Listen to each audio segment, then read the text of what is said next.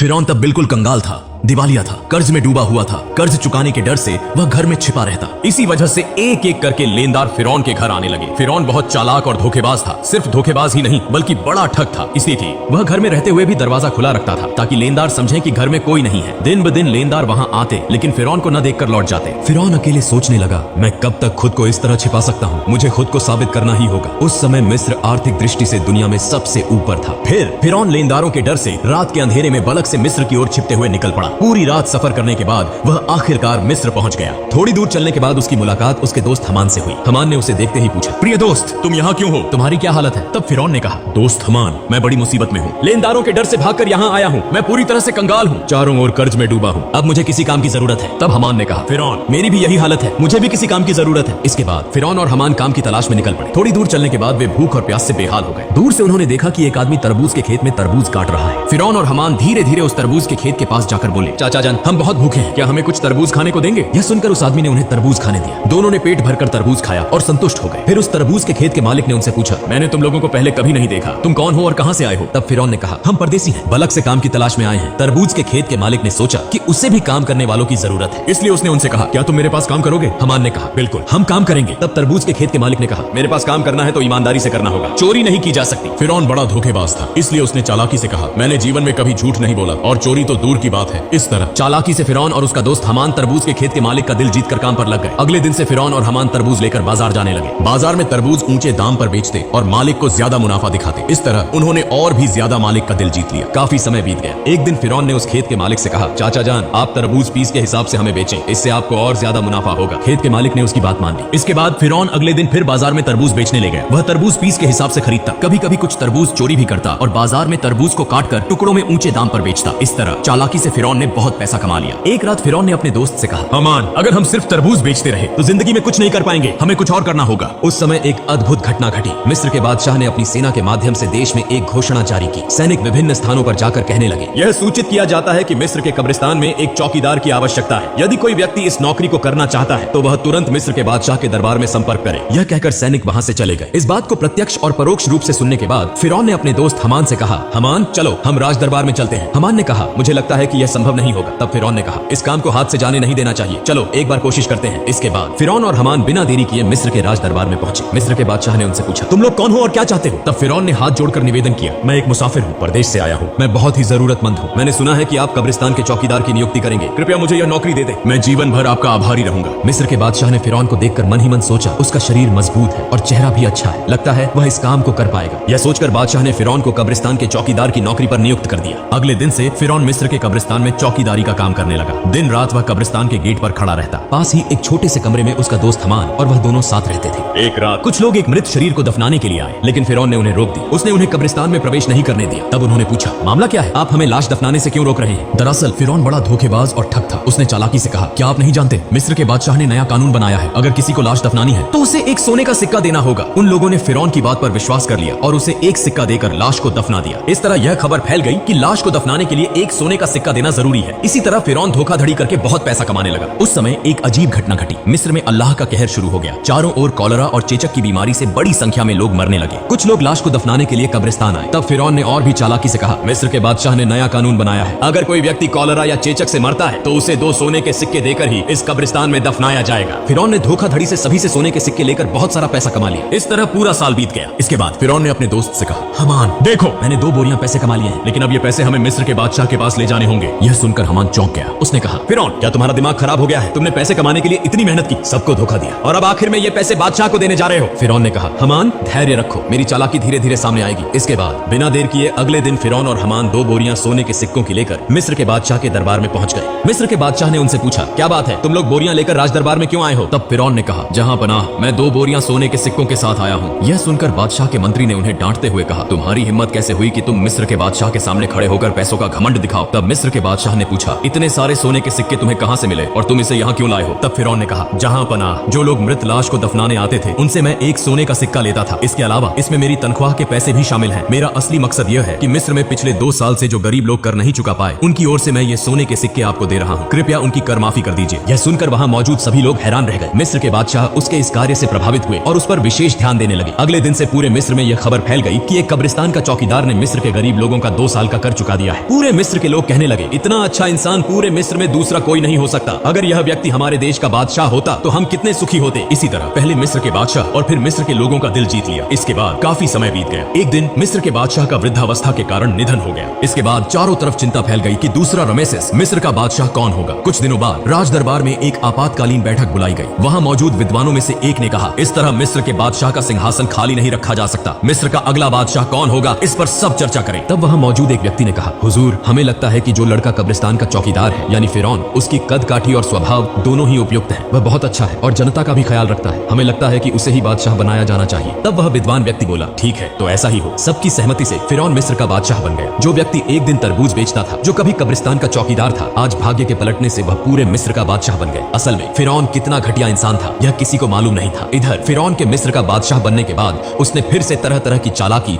और धोखाधड़ी शुरू कर दी। उसने अपने दोस्त हमान को मंत्री बना दिया। एक दिन फिरौन राज दरबार में बैठा था। उसने अचानक घोषणा की, पिछले 1 साल में मिस्र के किसी भी व्यक्ति को कर चुकाने की जरूरत नहीं है। यह सभी कर फिरौन की ओर से माफ किए जाते हैं। यह खबर सुनकर मिस्र के गरीब लोग बहुत खुश हुए। बाद में जब वहाँ कोई और नहीं था तो हमान ने कहा, दोस्त फिरौन, अगर तुम इस तरह सारा कर माफ कर दोगे तो बादशाहत कैसे चलेगी? फिरौन ने कहा, हमान, धैर्य रखो। इसके बाद मैं ऐसी चाल चलूंगा कि जीवन भर हम ही पूरे विश्व के बादशाह बने रहेंगे। ऐसी कोई ताकत नहीं होगी जो हमें हरा सके। इसके लिए योजना बनानी होगी। इस बात को कहकर वे दोनों एक एक करके चले गए। अगले दिन से पूरे मिस्र में फिरौन का नाम चर्चित होने लगा। इसी समय हमान ने फिरौन को बुलाकर कहा, मित्र फिरौन, अगर तुम जीवन भर बादशाह बने रहना चाहते हो तो तुम्हें कुछ काम अवश्य करने होंगे। तब फिरौन ने पूछा, वो काम क्या है? इसके बाद हमान ने एक एक करके सब कुछ बताया। फिर फिरौन ने राज दरबार में एक आपातकालीन बैठक का आयोजन किया। फिरौन ने कहा, आज से पूरे मिस्र में कोई शिक्षा व्यवस्था नहीं होगी। सभी पाठशालाएं बंद कर दी जाएंगी। फिरौन ने शाही फरमान जारी किया, मिस्र के किसी व्यक्ति को शिक्षा लेने और देने की अनुमति नहीं होगी। यदि कोई इस आदेश का उल्लंघन करता है तो उसे मौत की सजा दी जाएगी। पूरे मिस्र में जो लोग छोटे छोटे पत्थरों की मूर्तियां बनाकर पूजा करते थे, उन्हें आदेश दिया गया कि वे उन मूर्तियों को तोड़कर केवल फिरौन की मूर्ति की पूजा करें। इस प्रकार थोड़े ही समय में फिरौन के डर से लोगों ने पढ़ाई लिखाई बंद कर दी और पूरे मिस्र के लोग अल्लाह को भूलकर अज्ञानी और अंधविश्वासी बन गए। लोग पूरी तरह से जानवरों की तरह व्यवहार करने लगे। इसके बाद फिरौन अत्यधिक घमंडी हो गया। वह खुद को इतना बड़ा मानने लगा कि अहंकार से भरकर खुद को खुदा घोषित कर दिया।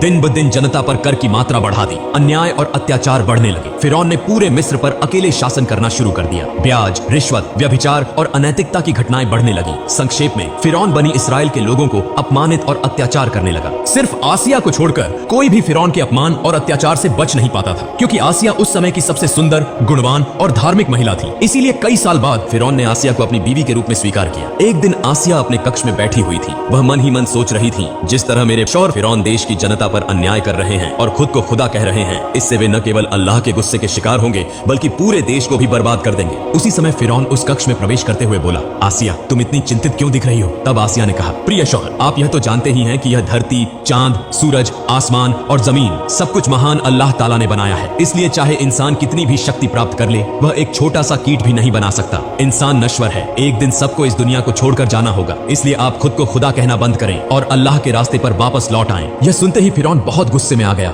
और आसिया को डांटते हुए बोला, आसिया, अगर यह बात कोई और कहता तो मैं उसे मार डालता। जिस तरह सबने मुझे खुदा मान लिया है, तुम्हें भी मुझे खुदा मानना होगा, वरना तुम्हारा हाल भी उन्हीं की तरह होगा। यह कहकर फिरौन वहां से चला गया। उधर आसिया बहुत चिंतित हो गई। उनके पास कुछ भी करने का विकल्प नहीं था। उनकी आंखों से आंसू बहने लगे। इस तरह कई दिन बीत गए। फिर एक दिन फिरौन अपने कक्ष में आराम कर रहा था। आधी रात में उसने सपना देखा कि बनी इसराइल की दिशा से एक विशाल आग का गोला आ रहा है जो पूरे मिस्र को जलाकर राख कर रहा है, लेकिन बनी इसराइल के लोगों को कुछ भी नहीं हो रहा। यह स्वप्न देखकर फिरौन तुरंत जाग गया। फिरौन ने देर न करते हुए अगले दिन देश के विभिन्न हिस्सों से बड़े बड़े ज्योतिषियों को राज दरबार में बुलाया और अपने स्वप्न के बारे में बताया। फिरौन के इस स्वप्न का ताबीर करते हुए ज्योतिषियों में से एक ने कहा, जहां पना, आप नाराज न हो, भविष्य में हम आपकी मृत्यु देखते हैं। आप बहुत अधिक समय तक मिस्र के बादशाह नहीं रह पाएंगे, आपकी शक्ति पूरी तरह नष्ट हो जाएगी। यह सुनकर फिरौन बहुत गुस्से में आ गया और ज्योतिषी को डांटते हुए बोला, क्या कह रहे हो? मुझे शक्ति से बेदखल करने वाली कोई ताकत है क्या? तब ज्योतिषी ने कहा, बनी इसराइल में से एक लड़का जिसका नाम मूसा है आपकी शक्ति समाप्त कर देगा। यह कहकर वे वहां से चले गए। कुछ दिन बाद फिरौन ने हमान से कहा, मिस्र के हर घर में यदि कोई लड़का बच्चा हो तो तुम अपनी सेना लेकर उसे मार डालो। फिरौन के आदेश पर हमान अपनी सेना के साथ मिस्र के हर घर में घुसकर बेटों को मारने लगा। तफसीरकारों के अनुसार इस तरह लगभग 80,000 बेटों की हत्या करने के बाद फिरौन ने फिर से मिस्र के सबसे बड़े ज्योतिषियों को गणना करने के लिए बुलाया।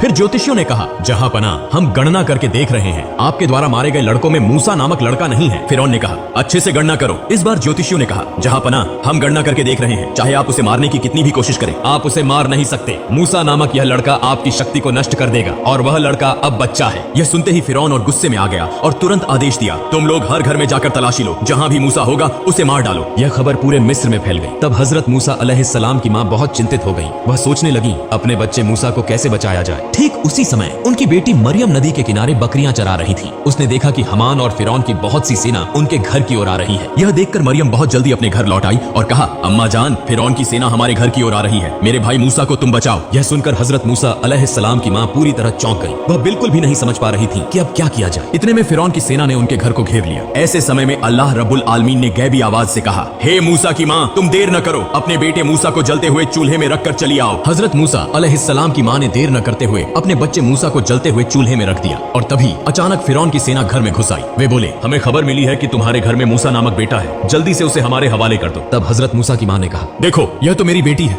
यदि मेरे घर में मूसा है तो तुम लोग उसे ढूंढ कर देखो। फिर उसके बाद फिरौन की सेना घर के इधर उधर हर जगह तलाशी लेने लगी, लेकिन कहीं भी कुछ नहीं मिला।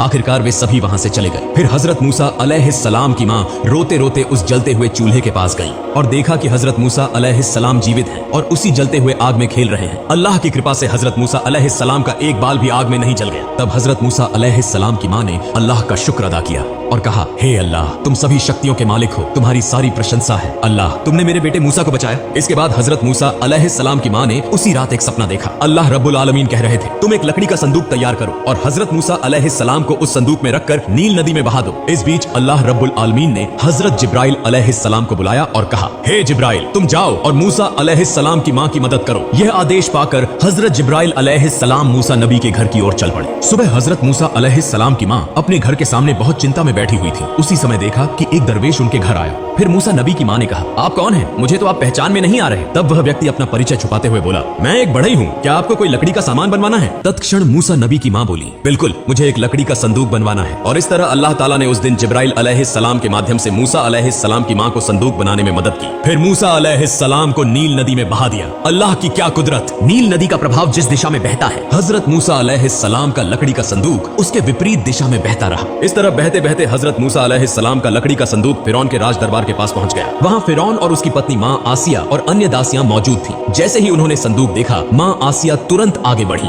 मां आसिया ने संदूक खोला और देखा कि उसमें एक सुंदर बच्चा पड़ा है। उसके मस्तक पर जैसे नूर का उजाला चमक रहा हो। इतना सुंदर बच्चा उन्होंने कभी नहीं देखा था। इसलिए बिना देर किए मां आसिया ने मूसा अलैहिस्सलाम को अपनी गोदी में उठा लिया और फिरौन के पास जाकर बोली, देखिए कितना सुंदर बच्चा, इस बच्चे को मैं पालूंगी। यह सुनकर फिरौन ने कहा, नहीं, यह बच्चा शायद हमारा दुश्मन होगा, यह जरूर बनी इसराइल में से कोई बच्चा होगा, इसे मैं मार डालूंगा। तब मां आसिया ने कहा, क्या कह रहे हैं? अगर यह बनी इसराइल का कोई बच्चा होता तो यह नदी के बहाव में उलटी दिशा में कैसे आया? इसे तो उस दिशा में जाना चाहिए था। यह तर्क सुनकर फिरौन ने कुछ नहीं कहा, बस इतना कहा, ठीक है, तुम इस बच्चे को पाल सकती हो। फिर मां आसिया हजरत मूसा अलैहिस्सलाम को लेकर राज दरबार में प्रवेश कर गई। जब फिरौन ने मूसा अलैहिस्सलाम को अपनी गोदी में उठाया और उसे अपने बेटे की तरह प्यार करने के लिए चूमने के लिए आगे बढ़े, उसी समय हजरत जिब्राइल अलैहिस्सलाम ने अल्लाह के आदेश पर उस छोटे से बच्चे के हाथ से इतनी जोर से फिरौन को थप्पड़ मारा कि राज दरबार कांप उठा। ऐसा लगा जैसे भूकंप शुरू हो गया हो। तब फिरौन के मन में संदेह उत्पन्न हुआ। वह मन ही मन सोचने लगे, यह बच्चा निश्चित रूप से सामान्य बच्चा